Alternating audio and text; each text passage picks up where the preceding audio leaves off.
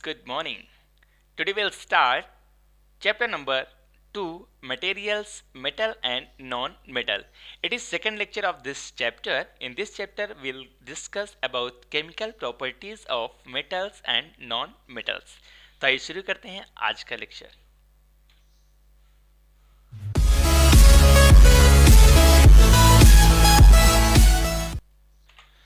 नमस्कार दोस्तों, मैं हूं कल्याण सिंह चंदेल और आप देख रहे हैं सदगुरु ऑनलाइन क्लासेस यूट्यूब चैनल. आज के इस वीडियो में हम डिस्कस करने वाले हैं chemical properties of metals and non metals. तो ये बने रहिए मेरे साथ, देखते हैं आज का वीडियो लेक्चर.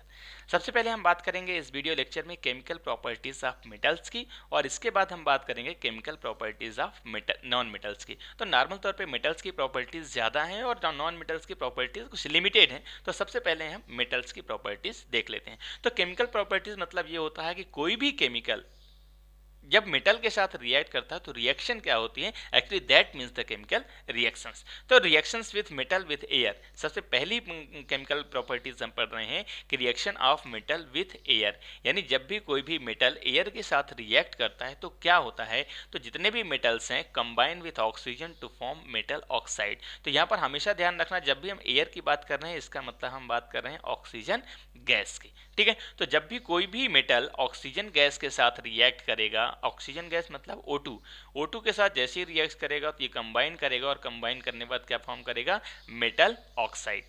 ठीक है. जैसे एग्जांपल देख लेते हैं, यहाँ पर कुछ एग्जांपल्स आपके सामने हैं. ये एग्जांपल्स हैं कि जैसे मान लेते हैं कॉपर मेटल है, ऑक्सीजन के साथ रिएक्ट कर रहा है तो क्या फॉर्म होगा, कॉपर ऑक्साइड. कॉपर आपका कलर पता है कौन सा कलर होता है, ब्राउन कलर का होता है, लेकिन जैसे ही ऑक्सीजन के साथ रिएक्ट करता है तो इसका कलर चेंज हो जाता है. किस कलर में, ब्लैक कलर में. दूसरी रिएक्शन है आपका एल्युमिनियम, यदि ऑक्सीजन के साथ रिएक्ट करेगा तो एल्युमिनियम ऑक्साइड फॉर्म करेगा, और मैग्नीशियम यदि ऑक्सीजन के साथ रिएक्ट करेगा तो मैग्नीशियम ऑक्साइड फॉर्म करेगा. तो simply you can say when metal react with oxygen it's form metallic oxide. That is the first property. आइए देखते हैं सेकेंड प्रॉपर्टी क्या कहती है, the reactivity of different metals with oxygen. अब जब कोई भी मेटल ऑक्सीजन के साथ रिएक्ट करेगा तो सभी मेटल्स की रिएक्टिविटी अलग अलग होती है. आपने रिएक्टिव सीरीज पढ़ी होगी, नहीं पढ़ी है तो नेक्स्ट लेक्चर में हम उसको कवर करेंगे. तो नॉर्मल तौर पे जितने भी मेटल्स होते हैं सबकी रिएक्टिविटी कम या ज़्यादा होती है. तो जो हाई रिएक्टिव होते हैं उनकी वाटर के साथ रिएक्शन अलग तरीके से जाती है, या जो लीस्ट या लेस रिएक्टिव होते हैं उनकी रिएक्टिविटी अलग होती है. तो नॉर्मल तौर पर sodium and potassium are vigorously that they catch fire if kept open so they can kept in immersed with kerosene. यानी यदि हम बात करें कुछ मेटल्स की तो उसमें सोडियम और पोटेशियम एक ऐसे मेटल हैं जो हाई रिएक्टिव होते हैं, जो वाटर के साथ बहुत तेजी से रिएक्ट करते हैं एंड दे कैच फायर, और आग लगा देते हैं. और यही रीजन है कि उनको हम खुले में नहीं रख सकते हैं. कहाँ रखते हैं, इमर्स इन केरोसिन ऑयल, यानी केरोसिन ऑयल में हमेशा डुबो कर रखते हैं. सेकेंड आपका कहता है surface of magnesium, aluminium and zinc and lead are covered with a thin layer of oxide with prevent then from further oxidation. यानी मैग्नीशियम, एल्युमिनियम, जिंक, लेड, ये एक ऐसे मेटल हैं जब जैसे मान लेते हैं कि कोई भी मेटल है, जैसे मान लेते हैं मैग्नीशियम है, ठीक है, ये मैग्नीशियम की रॉड है. तो मैग्नीशियम की रॉड जब ऑक्सीजन के साथ रिएक्ट करेगा तो इसकी जो आउटर सरफेस है मैग्नीशियम की, ये रिएक्ट करेगी. आउटर सरफेस में मैग्नीशियम ऑक्साइड फॉर्म होगा और मैग्नीशियम ऑक्साइड की एक लेयर लग जाती है इसके ऊपर, जिसके बाद फिर से ये ऑक्सीडेशन नहीं करता है. ये चीज़ समझ में आपको आ जानी चाहिए. ठीक है. और वो प्रोटेक्टिव लेयर की तरह काम करता है, जबकि आयरन में ऐसा नहीं होता है. आयरन में जैसे आपने देखा होगा जंग लगती है, तो जंग कैसे लगती है, तो जंग लगती है तो जंग लगती ही जाती है जब तक आयरन पूरी तरह से समाप्त नहीं हो जाता है.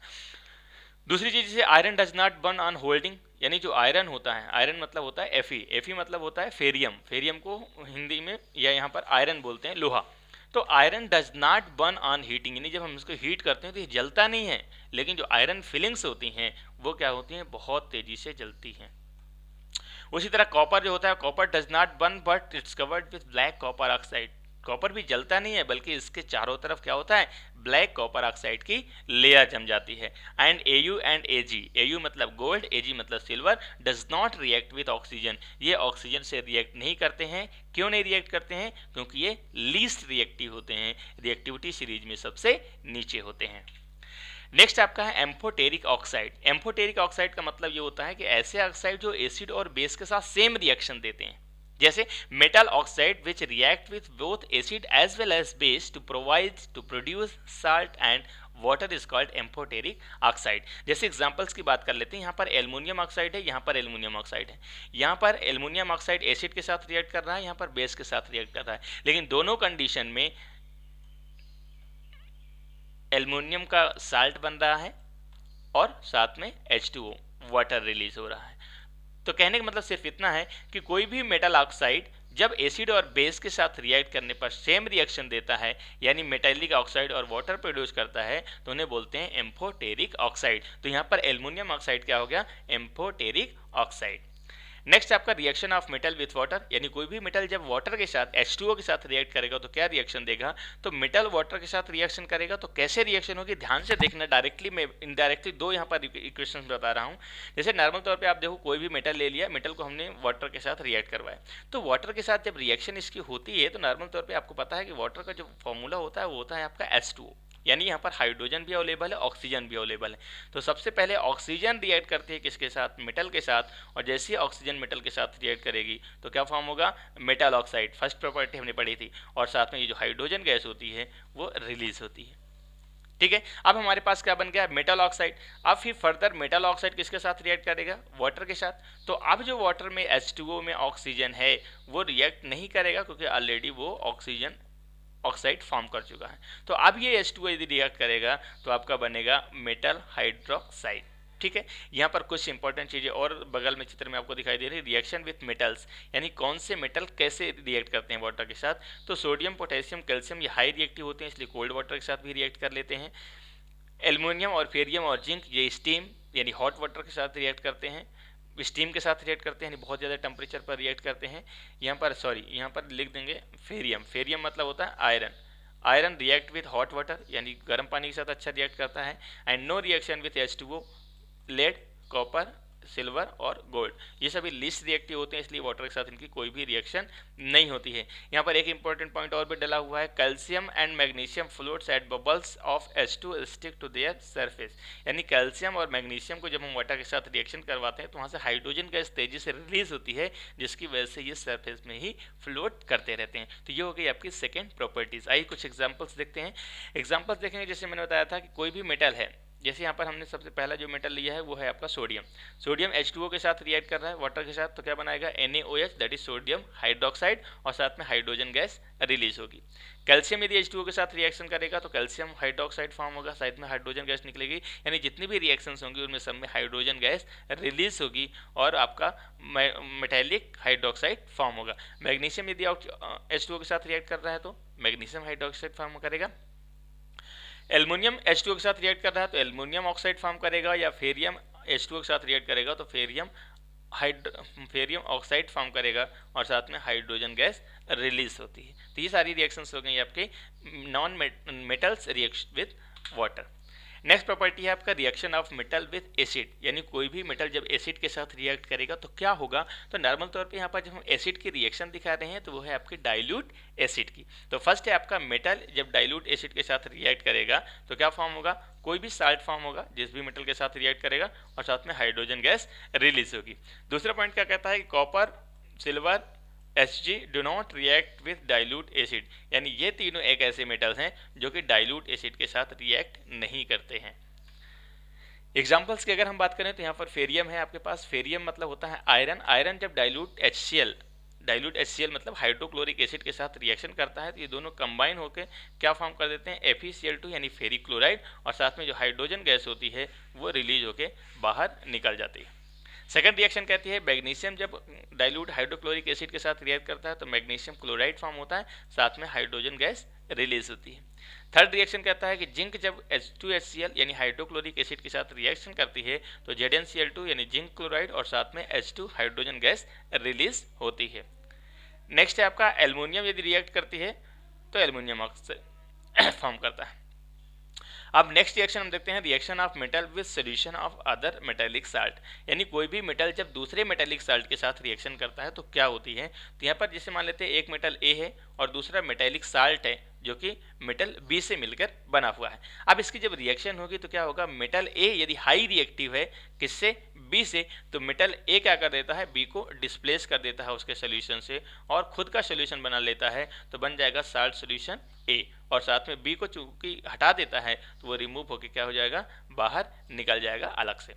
तो reactive metals can displace less reactive metals from there compounds in solution form, यानी मतलब सबसे इंपॉर्टेंट बात यह है कि यदि ए जो है ये हाई रिएक्टिव होगा तो ही बी को डिस्प्लेस करके बाहर करके उसका स्थान ले सकता है, यदि लेस रिएक्टिव होगा बी से तो कभी भी नहीं हो सकता है। तो यहाँ पर रिएक्शन देख लेते हैं।